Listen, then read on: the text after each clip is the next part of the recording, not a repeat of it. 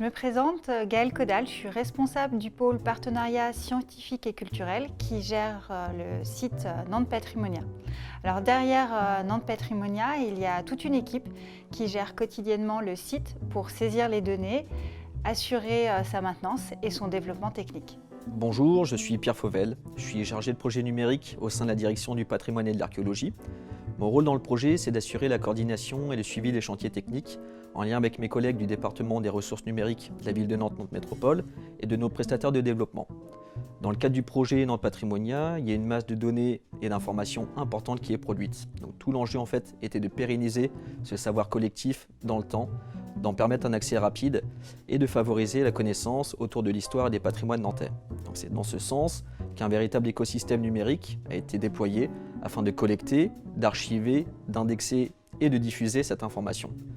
Le système d'information, très schématiquement, il se structure autour de briques techniques, dont 3 sont dédiés à la conservation des données en fonction de leur typologie. Donc, les contenus multimédia, c'est-à-dire les audio, iconographiques et vidéos, sont gérés à travers un outil de gestion de documents, une GED qui s'appelle Nuxeo. Les contenus éditoriaux sont, eux, gérés à travers un outil de gestion de contenu dans le cadre d'une arborescence documentaire. En ce qui concerne les données géographiques patrimoniales, elles sont gérées à travers un système d'information géographique dans des bases de données dédiées au patrimoine archéologique, architectural et paysager.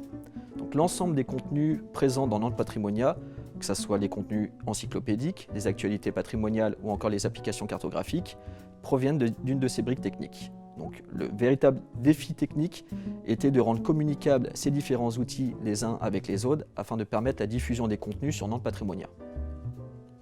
Une des particularités de Nantes Patrimonia, c'est la place qui a été donnée au visuel, au graphisme sur le site.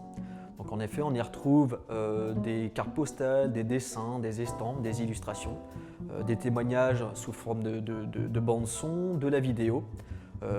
Tous ces contenus sont issus de nos partenaires professionnels, associatifs, mais aussi particuliers.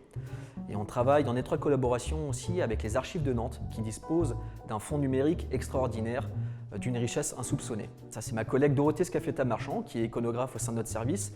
Donc son principal travail, c'est de rechercher les métadonnées, donc les informations sur les iconographies, auprès de nos partenaires. Donc les informations sont diverses et variées, ça va du titre d'une image jusqu'au nom de l'auteur, la définition du copyright et des droits de diffusion afférents. Bonjour, je m'appelle Sophie Lévesque. Moi, j'arrive en fin de chaîne puisque je contribue les pages sur le CMS Jaya. À première vue, cela peut sembler un petit peu mécanique et chronophage car je navigue d'onglet en onglet. J'utilise les différents composants de Nantes Patrimonia pour insérer les liens utiles, les tags et les contributeurs. Mais en fait, ce n'est pas chronophage comme on peut le penser. Il faut avant tout s'imprégner du sujet, le savourer, afin d'être le plus pertinent possible dans les mots-clés, les tags et les pages liées.